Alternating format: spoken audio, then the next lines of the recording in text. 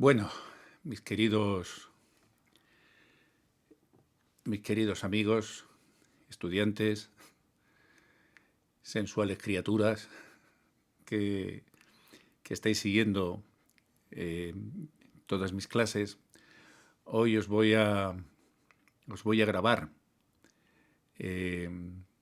una breve introducción. Vamos a continuar con los principales autores del siglo de oro español y en la grabación anterior os hablé de Calderón de la Barca, magistral.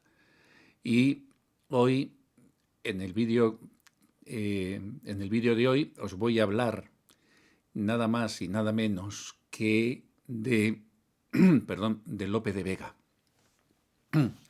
de Fray Fénix Lope de Vega y Carpio, quien es considerado uno de los más grandes dramaturgos de la literatura española, y no solo de la literatura española, sino de la literatura universal. Y es uno de los representantes del teatro del siglo de oro, soberbio, magnífico, genial. La obra de Lope de Vega, en su época, revolucionó por completo el teatro. Él, junto con Calderón de la Barca, son quizás dos de los dramaturgos de todos los tiempos que más han aportado al teatro. Y la obra de Calderón de la Barca revolucionó sin lugar a dudas y dejó un legado que influyó en la dramaturgia durante siglos. Además, él fue un autor súper prolijo. Daros cuenta que él llegó a escribir más de 1500 obras. Desgraciadamente, se han perdido muchísimas de ellas. No conocemos ni un tercio de esas. Pero era increíblemente un prodigio, un absoluto prodigio. Entre las principales aportaciones que Lope de Vega realizó al teatro, os voy a resumir 4 de las principales. Mirad, Lope de Vega, en primer lugar, él crea un nuevo modelo de teatro.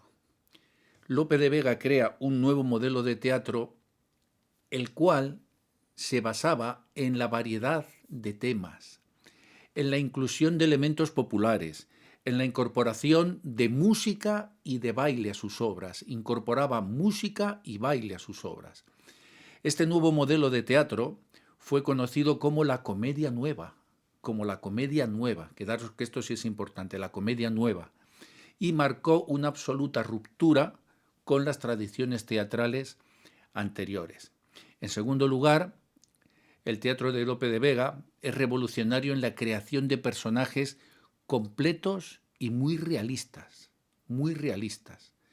Lope de Vega creó personajes que eran absolutamente hiperrealistas, diría yo, ¿no? Con motivaciones y con emociones, sobre todo, motivaciones y emociones que reflejaban la vida cotidiana.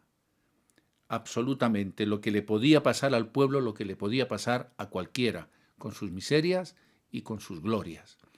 Esto se diferenciaba de los personajes ideales y estereotipados, ¿no? que se habían utilizado anteriormente en el teatro. El típico héroe, el arquetipo de rey, toda esta serie de personajes idílicos. Lope de Vega no, Lope de Vega baja al terreno del pueblo, baja al pueblo llano y utiliza como elementos de su obra creativa personajes de la calle, de la dura vida cotidiana, para lo bueno y para lo malo. En tercer lugar, Lope de Vega también se caracterizó por una exploración muy variada, una exploración absolutamente variada de distintos temas. Él exploró en sus obras desde el amor, la pasión, la religión, la política, y además también fue capaz de abordar tanto temas históricos como mitológicos. Y en cuarto lugar, Lope de Vega incorpora la poesía. Lope de Vega incorporó al teatro la poesía en sus obras, lo que además le permitió explorar, obviamente, toda la belleza del lenguaje y la retórica. La poesía se convirtió en un elemento esencial de la comedia nueva. Lope de Vega aporta al teatro una nueva forma de representación, con personajes, como os decía, muy complejos, con variedad de temas y con una poesía con la cual enriquecía el lenguaje teatral. Quedaros con estas cosas. Su legado se puede ver en toda la dramaturgia posterior, tanto en España como en otros países de habla hispana, durante siglos. Y su obra sigue siendo, aún a día de hoy, la obra de Lope de Vega sigue siendo una fuente de inspiración y de estudio. Muy importante que entendáis que en el teatro del siglo de oro español no existía una figura específica que se encargara de la dirección de escena, tal y como la conocemos hoy en día. Por lo general en el teatro se considera, ¿no?, que el padre del teatro moderno, quien dotó de un método al teatro moderno, pues es el teatro de la Ópera de Moscú, el teatro ruso, Stanislavski, Vantajov, etcétera, etcétera. En otra clase os hablaré de esto. Y dice que, bueno, que es que estos son quienes le dotan a la comedia, al teatro, de un método, pero no es del todo cierto esto, porque si bien es verdad que en el teatro del siglo de oro no había la figura del director teatral tal y como la conocemos hoy en día, no es menos cierto que era el propio autor de la obra quien se encargaba de coordinar a los actores, quien ejecutaba la dirección de actores. Lope de Vega dirigía personalmente la dirección escénica, la dirección de actores, los decorados y los efectos especiales, para que todo estuviera en consonancia con su visión de la obra. Y esto era muy importante porque de esta forma se conservaba la pureza de la obra. El autor se aseguraba de que en el escenario, sobre la escena, se estaba representando lo que él quería expresar. Porque a veces no es menos cierto que directores de escena toman obras clásicas y aportan sus propias creaciones, pero se distancian por completo de cuál era el verdadero espíritu del autor y fabrican una cosa distinta, que podrá gustar más o podrá gustar menos, pero no es el espíritu original con el que el autor escribió la obra. Entonces hay que tener mucho cuidado cuando se dirigen versiones revolucionarias teatrales, y más cuando estamos hablando de los clásicos. Así que los autores, como os decía, se aseguraban de estar absolutamente presentes, y Lope de Vega lo hacía en todos los ensayos y en todas las representaciones de sus obras, y de esta forma poder supervisar que todo se estuviera realizando tal y como el autor lo había concebido. Porque no nos olvidemos que el protagonista de una obra no son sus personajes, es el autor que la concibe. Es una obra creativa propia suya, y él se aseguraba de esta forma que se estuviera expresando en escena. Y Lope de Vega, igual que Calderón, dirigían personalmente los movimientos de los actores y dirigían la escenografía. Además de esto, obviamente contaban con la colaboración de otros profesionales, porque ya había escenógrafos en aquel entonces, había encargados de vestuario, había sastrería y había músicos, quienes se encargaban absolutamente de diseñar y crear el resto de elementos necesarios para que la obra pudiera representarse de manera adecuada, aunque no había una figura, insisto, específica de director de escena. Pero insisto que los autores sí se preocupaban por el aspecto visual y técnico de sus obras y trabajaban estrechamente con los demás profesionales del teatro para conseguir el resultado lo más satisfactorio posible. De ahí los grandes éxitos que cosecharon. Lope de Vega, como os decía, escribió más de 1500 obras de teatro en su vida, entre comedias, dramas, tragicomedias y otro tipo de formas teatrales que él exploró. Su riqueza temática, como os decía, y su habilidad para retratar la vida cotidiana de la época son únicas, así como para explorar los sentimientos humanos. Luego os voy a leer al final, os voy a declamar una parte muy difícil de Fuenteovejuna, entre otra cosa porque es un monólogo que recita una mujer, pero que es de una absoluta fuerza. Es de una fuerza dramática brutal. Es el monólogo de Laurencia. Para mí, entre sus obras más representativas se encuentran El perro del hortelano, que es una de las comedias más famosas de Lope de Vega, escrita ya por el 1613. Y esta obra nos cuenta la historia de Diana, que es una condesa que se enamora de su secretario, que es Teodoro. a pesar de que él está comprometido con otra mujer. Y fijaos, fijaos la osadía de Lope de Vega, que nos pensamos que en esta época moderna hemos inventado todo. Pues en El perro del hortelano se cuenta cómo un hombre secretario de una mujer, de una condesa, y la condesa cómo se atreve a transgredir las normas sociales y los convencionalismos, y a pesar de que el otro está comprometido con otra mujer, pues Diana intenta seducir a su secretario y está enamorada de Teodoro, que es el secretario de ella, un hombre a las órdenes de una mujer. La segunda obra, para mí absolutamente representativa, perdón, os voy a citar 4 nada más, es Fuenteovejuna.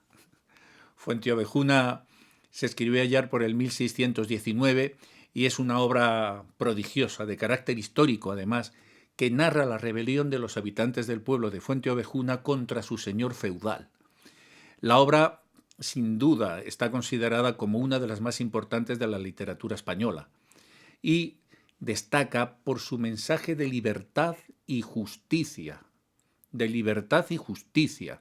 Lope de Vega reivindica sin ningún tipo de remordimiento, directamente reivindica al pueblo. Reivindica el derecho del pueblo a sublevarse contra la injusticia, y da igual que sean que sean nobles quienes lo ejecuten. En Peribáñez, es la tercera obra que os voy a recomendar, Peribáñez y el comendador de Ocaña, es una obra trágica también que versa sobre el Tratado del Honor que Lope de Vega tenía.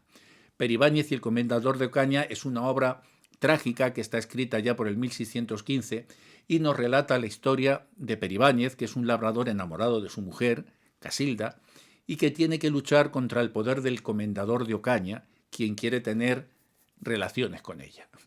Entonces, como veis, Lope de Vega toma un partido muy decidido por el pueblo en sus obras. Y por último, la cuarta obra que os quiero destacar de Lope de Vega, porque sería imposible resumirlas todas, es La dama boba.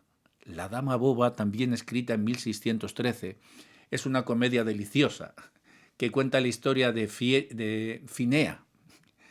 De Finea, que es una joven de buena familia, pero con muy poca inteligencia, que se enamora de Eliseo, que es un hombre culto y educado, que le enseña y le da lecciones de amor. En cuanto a mi opinión personal, esto insisto que es una opinión personal y otros profesores, otros autores pueden compartirla o no. Mi opinión personal, considero que las obras más representativas de Lope de Vega en el teatro, pues yo soy hombre de teatro, son El perro del hortelano y Fuenteovejuna, sin duda. El perro del hortelano y Fuenteovejuna. El perro del hortelano destaca por un ingenio tremendo y una capacidad única para retratar la complejidad de las relaciones amorosas. Mientras que Fuenteovejuna es una obra de una gran fuerza y una gran emotividad, que aborda temas con contundencia de justicia y libertad, y que tiene un mensaje que es universal y atemporal. Ambas, sin ninguna duda, son un reflejo de la habilidad de Lope de Vega para explorar, para inmiscuirse en la vida cotidiana de la época y en los sentimientos humanos. Y así, de esta forma, Fuenteovejuna sus obras han terminado convirtiéndose en obras de referencia, no solo en la literatura española, como os decía, sino en la literatura universal. Algunos de los pasajes más destacados de Fuenteovejuna, de Lope de Vega. De todas formas, hablar de Fuenteovejuna y de cualquier obra de Lope de Vega es como morder una tarta. Da igual por donde muerdas, que te va a salir dulce. Pero bueno, como la didáctica obliga y hay que citar algunos pasajes, pues en primer lugar os citaría el famoso lema, el famoso eslogan, que dirían ahora los publicistas, ¿no? De Fuenteovejuna, todos a una, que es la famosa frase que se convierte en el grito de guerra de los habitantes del pueblo cuando deciden rebelarse contra el comendador y hacerle pagar todas las fechorías que todas las fechorías que ha cometido. La segunda es todos somos uno, nadie es más que otro, que es otra frase preciosa. Todos somos uno, nadie es más que otro. Este es un pasaje que resalta la idea de igualdad y justicia entre los habitantes del pueblo, quienes deciden, en Fuenteovejuna, unirse para luchar contra la opresión del comendador. Todos somos uno, nadie es más que otro. La tercera es prefiero morir libre que vivir como esclavo. Esta es una frase demoledora que dice Laurencia, la joven que es víctima del comendador, que es violada por el comendador y quien se convierte en una de las líderes de la rebelión de Fuenteovejuna. Con esta frase, Laurencia destaca su absoluta determinación de luchar por su libertad y por su dignidad. Otra frase destacada, la cuarta, lo que pido es justicia. Y este es un pasaje, en el que el corregidor, que está encargado de investigar los hechos ocurridos en Fuenteovejuna, le pregunta a los habitantes del pueblo que qué es lo que desean, qué es lo que queréis. Y la respuesta de los habitantes es muy clara. Lo que quieren es justicia. Y la quinta es viva el rey y mueran los malos gobernantes. Y este es otro grito que se convierte en un símbolo de la rebelión de Fuenteovejuna y que destaca la lealtad de los habitantes del pueblo hacia el rey. Pero también, como es obvio, su rechazo hacia los gobernadores corruptos y opresores. Podríamos decir que a día de hoy estaríamos muy necesitados de Fuenteovejunas, que nos libren de nuestros gobernantes corruptos y opresores. Pero bueno, estos son solo algunos de los pasajes más destacados de Fuenteovejuna de Lope de Vega. Una obra, ya os digo, que destaca por su absoluta fuerza y emotividad y que de verdad ha sido considerada como una de las más importantes de la literatura española. Y ahora, para concluir, como cluenda, os voy a recitar el monólogo de Laurencia. Tened en cuenta que yo soy un hombre y tengo voz de hombre. Puedo cambiar la voz para hacer diferentes personajes, pero poner una voz femenina pues no es, no es una de mis cualidades. Pero bueno, sí que puedo tratar de daros y comunicaros todo el elemento dramático que el verso encierra. ¿No? Como en los antiguos griegos, en el teatro griego, hombres representaban el papel de mujeres. Así que yo en esta ocasión pues voy a ser un poco griego y os voy a recitar este monólogo de Laurencia, que comienza cuando Esteban, que es el padre de Laurencia, la ve venir. La ve venir, entra en la sala donde están todos los hombres y está su padre, y obviamente Laurencia ha sido violada. Vamos a asistir a este monólogo. Dice Esteban: hija mía. Laurencia: no me nombres tu hija. Esteban: ¿por qué mis ojos? ¿Por qué? Laurencia: y aquí viene lo dramático. Por muchas razones, y sean las principales porque dejas que me roben, tiranos sin que me vengues, traidores sin que me cobres. Aún no era yo de frondoso, para que digas que tome como marido venganza, que aquí por tu cuenta corre, que en tanto que las bodas no hayan llegado a la noche, del padre y no del novio, la obligación se presupone, que en tanto que no me entregan una joya, aunque la compren, no ha de correr por mi cuenta las guardas ni los ladrones. Llevóme de vuestros ojos a su casa Fernán Gómez, la oveja al lobo dejáis como cobardes pastores. Qué dagas no vi en mi pecho, qué desatinos enormes, qué palabras, qué amenazas y qué delitos atroces, para rendir mi castidad a sus apetitos torpes. Mis cabellos no lo dicen. ¿No se ven aquí los golpes de la sangre y las señales? ¿Vosotros sois hombres nobles? ¿Vosotros padres y deudos? ¿Vosotros que no se os rompen las entrañas de dolor de verme en tantos dolores? Ovejas sois, bien lo dice de Fuenteovejuna el hombre.